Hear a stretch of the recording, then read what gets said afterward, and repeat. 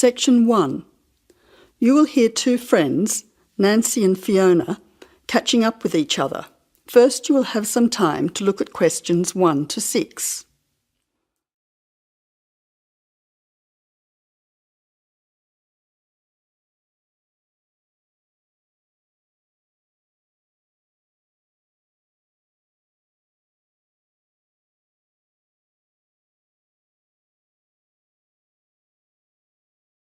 You will see that there is an example which has been done for you.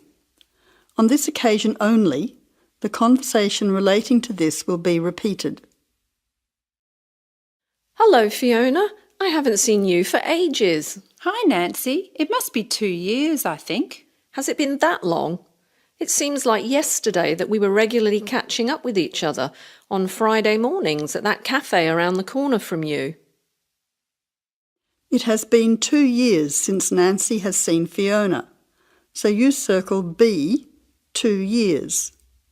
Now listen carefully and answer questions 1 to 6. Hello, Fiona. I haven't seen you for ages. Hi, Nancy. It must be 2 years, I think. Has it been that long? It seems like yesterday that we were regularly catching up with each other on Friday mornings at that cafe around the corner from you. Yes, I remember our chats at Cafe Bellissimo over a nice hot coffee and cake. Do you still work part-time or are you busier now? Well, actually, since I saw you last, I've had a baby girl who's with her grandmother at the moment, so I'm free to pay bills and do grocery shopping. What about yourself?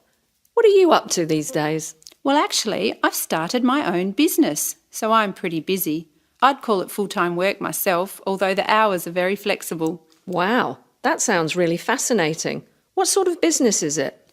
Well, we were initially going to open a shop, but we thought it would be easier to sell our product online. And a market stall would have been too hard to manage. We also thought it would be a great idea to sell not just in Perth, but all over Australia as well. So what do you sell? We're selling children's costumes from around the world. Interesting.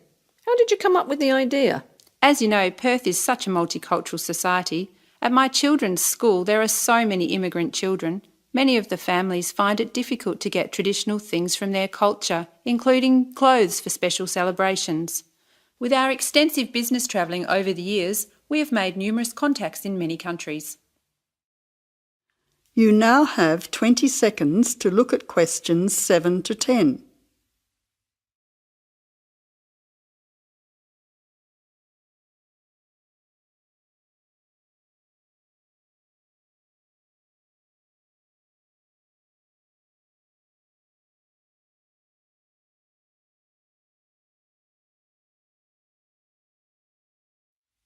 Now answer questions 7 to 10.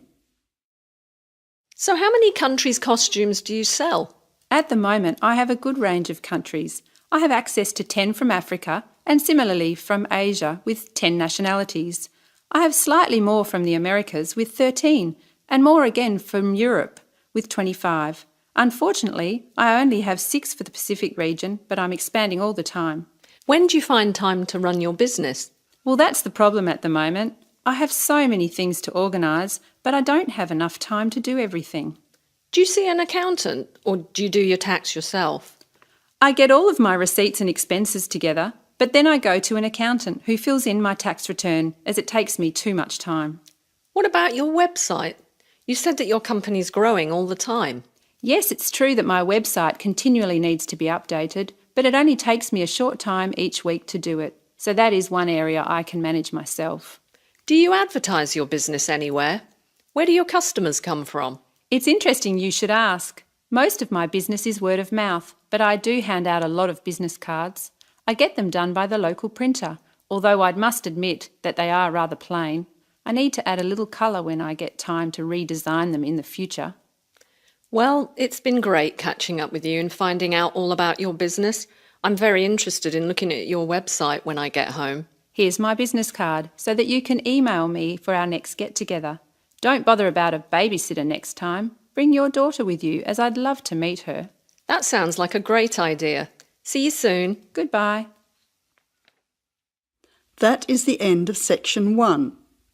You now have half a minute to check your answers.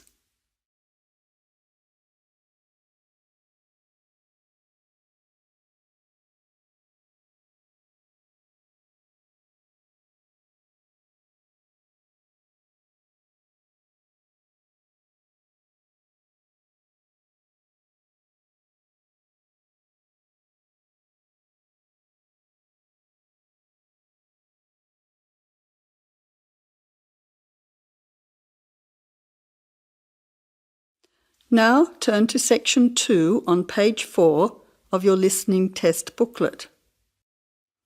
Section 2. The Overseas Students Club is organising a tour of the city to help new students to find their way around. You will hear the tour guide giving them a talk about what will happen the next day and some instructions as to what to do. First, you will have some time to look at questions 11 to 15.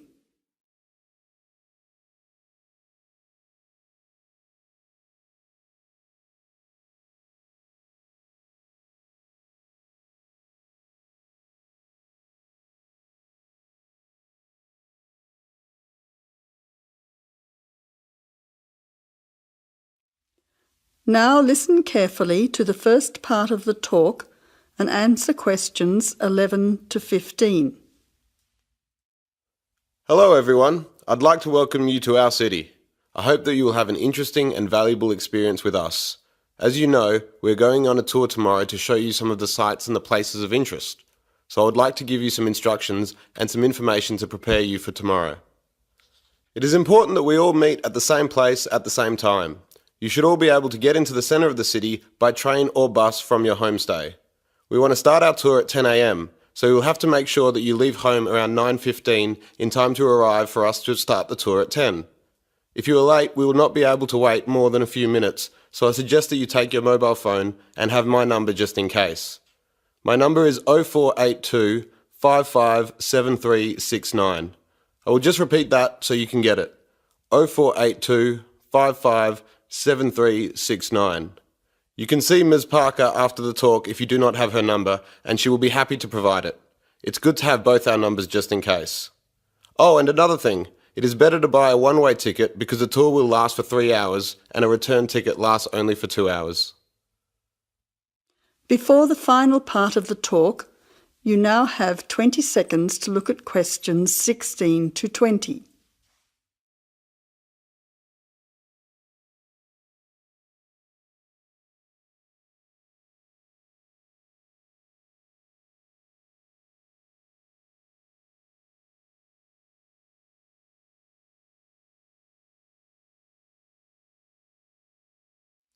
Now answer questions 16 to 20. Now, we are meeting at the town hall. You should be able to make your way there from the bus or train stations, which are both in Flinders Street. It is only a short walk from both stations. If you're coming into the city by train, the town hall is straight ahead of you when you exit the station. Just walk up Collins Street and you will see it on the left after the traffic lights. If you come in by bus, you will need to turn right at the exit, then take the first street left, which is Collins Street. You will see the town hall on your maps. So if you have your maps with you, it's a good idea to mark the route now. Now, there will probably be quite a few people around in the city when you arrive, so it is important that we can find each other. Please don't go inside the building. We should all meet outside on the steps of the town hall to make sure we don't miss anyone. From there, we will be visiting a few places of interest. We will make our way to the library, which is in the same street. It will take us about 10 minutes on foot. It is a good library for students, so we'll be giving you about 20 minutes to have a look around at the facilities. That probably won't be enough time for all of you to join the library, so you'll have to come back at another time to do that. It might be a good idea to pick up a membership form before you leave. From the library, we will turn right into William Street, where you will see a cinema on the left. This is popular with the students, and it shows some interesting art house movies. On the way, you might want to check out what is showing there at the moment. Diagonally opposite the cinema is the art gallery. There will be time, about 15 minutes, for a quick look at some of the exhibits. You will probably want to return by yourself for a longer visit another time. From there, we will walk up to the main street, which is Wellington Street on your maps. It's around the next corner from the art gallery, and we'll show you some cheap but excellent restaurants, as well as cafes and bars, which I'm sure you will find useful in your free time. They are frequented by many of the students here, so I recommend that you come back later to sample the food and atmosphere. It is a good way to meet some of the local students as well. Well, I said that it would take about 3 hours. This is because we will be stopping at the park for a picnic lunch.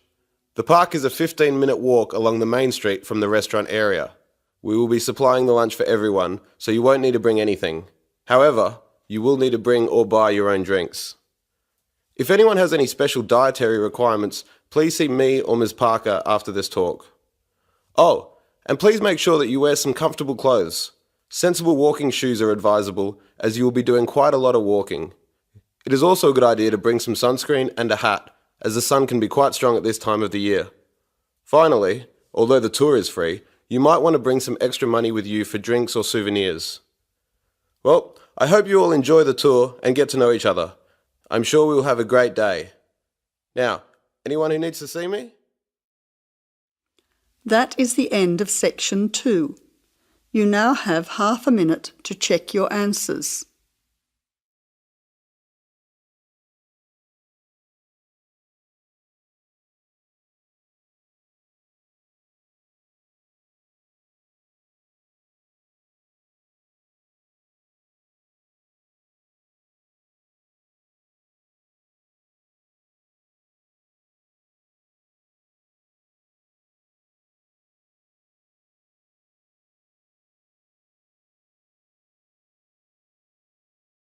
Now turn to section 3 on page 6 of your listening test booklet.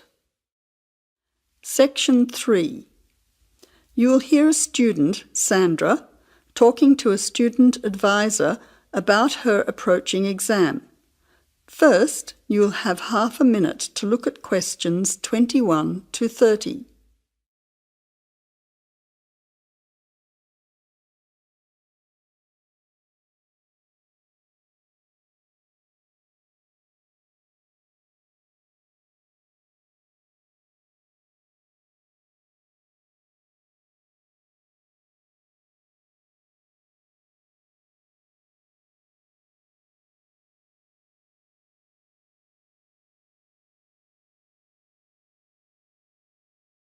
Now listen carefully to the conversation and answer questions 21 to 30. I've got an exam tomorrow and I'm worried about how it will go. Do you have any tips? I think I'm well prepared. I've done all the revision and I've been practicing lots of exam questions, but I still feel nervous about the exam itself. I know what you mean. But if you're well prepared, you should be fine. You just need to stay calm and keep reminding yourself that you are prepared. That's easy to say, but in an exam, unexpected things happen. Well, there are a few things that I found helpful. You don't want to run out of energy or feel sleepy during the exam, so make sure you eat something beforehand. Also, it's a good idea to leave home early to allow for any traffic jams or parking problems. You don't want to arrive late, or even worse, miss the exam altogether. That's good advice. But if I get there too early, I might start getting nervous while I'm waiting. That can happen, especially if you start talking to others about the exam. You know how they can start saying things like, there's bound to be a question on such and such, or most people failed this subject last year. I found that this kind of talk can just make you panic. So if you arrive very early, read through your notes while you are waiting. I think you'll find it helps you to stay calm. Okay. What about during the exam? I keep thinking about the things that can go wrong. Well, I think the most important piece of advice would be to read the instructions and questions carefully. Make sure you know how many questions and sections there are so that you don't miss any. Then make sure you know how you're expected to answer them. Yeah, it would be terrible to fail because I missed a whole question or section. That's right. Timing is also important. You don't want to miss a question because you run out of time either. Allocate a time for each question and stick to it. And because timing is vital during an exam, I always wear a watch just in case there isn't a clock in the exam room. It helps to keep you on track. Also, if you see that time is running out, briefly answer or just guess the answer to as many of the questions as you can. Yes, especially for multiple choice questions. I could be lucky and select the correct one. True. Even if you don't know the answer, you could still gain valuable marks by guessing. Another important thing is to write the number of words required for an essay question. If your essay is too long or too short, you could lose a lot of marks. You could also waste a lot of time. And I have seen students do badly because they spent too much time on one essay. then didn't have enough time left to complete another one. So look to see how many marks are allocated for each essay and divide your time accordingly. Thanks. Look, this is all terrific advice, but what if I suddenly start to panic or get a memory block in the middle of the exam? Well, you have to think positively. You know you are prepared and you know that you can pass. As soon as you feel yourself starting to get panicky, relax and take slow, deep breaths. You should allow yourself to take a few seconds to stretch your arms, legs, neck and back occasionally too. I found that this helps. It can also be useful if you start to feel physically tired during the exam. Yes, I can see how that could help. I'm feeling more relaxed as we speak. Good. Oh, and one more thing. It's not a good idea to leave the room before the time is up, even if you have finished all the questions. Spelling, grammar and punctuation mistakes can make a difference to your marks. So try to leave some time at the end for checking your answers. I don't think I'll be leaving early somehow. Look, you've been really helpful. I'm very grateful. Not at all. You're welcome. Just remember that you've worked hard on your preparation and you are familiar with the exam. Think positively and stay calm. I'm sure you will do well. Good luck for tomorrow. Thank you very much. That is the end of section 3. You now have half a minute to check your answers.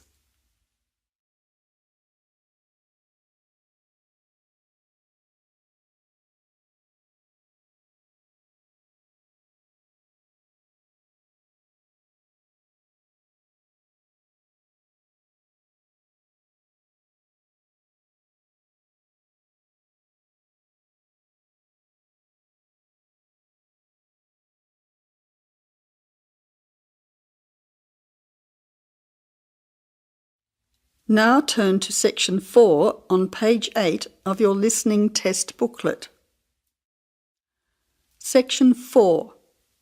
You will hear a talk by a financial advisor about debt.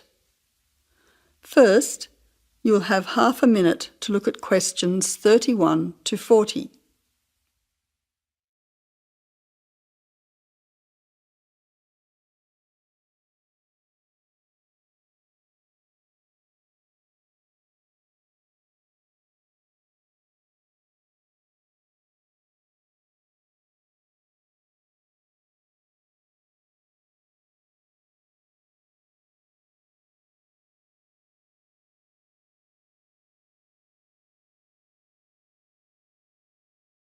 Now listen carefully to the talk and answer questions 31 to 40. Welcome to today's public lecture on the topic of personal debt. I'm Ray Goodman from the Community Debt Centre, and I'd like to present to you today the second part of our 3-lecture series. Today we're going to look at how debt affects our lives. Debt is nothing new. It's found throughout human history and in every society. Many people know what it feels like to be in debt. Those of you who have bought a house will probably have a mortgage. Perhaps you have borrowed money from family or friends or got a loan for a car. Debt can sometimes be a way of juggling financial commitments and of paying in advance for things that you really need. For everyday living, you might not earn enough money from your job to pay for all the things that you need. You may require a little extra money in the form of credit cards. But debt has a darker side. Imagine how you would feel if you were deeply in debt and unable to repay what you owed. The consequences for many people can be disastrous. Today, people in the richer countries of the world live in a society where credit is easily accessible. Banks, building societies and credit card companies often encourage people to take out loans. They then make money by charging interest. For very low income earners, borrowing from a bank can be impossible. Instead, they are forced to take out a much higher interest loan from a private lender. They soon find that despite cutting back on many essentials, they are unable to keep up with these repayments. They are forced to take out another loan and find themselves plunging deeper and deeper into debt. People can find themselves with growing debts if they are unable to repay interest. This may be because of a sudden life-changing event. such as a business failure or losing a job. But for many households, debt is a means of survival. In developing countries, people borrow a tiny sum of money from a local landowner, for example, to pay for medical treatment. They agree that a child would work as a full-time servant to repay the debt, and that child becomes a bonded labourer. But since they are never paid, there is no hope of clearing the debt. Their life is ruled by fear. With no money, education, or experience of life, it is impossible for them to escape. Today, debt bondage is a major form of slavery. As you can see, debt affects everyone all over the world to varying degrees. I hope the information I have presented to you today will make you think twice about getting into spiralling debt. Of course, if you are already finding yourself in financial difficulties, please make an appointment to see one of our helpful staff members after this talk. Thank you. That is the end of the listening test. You now have half a minute to check your answers.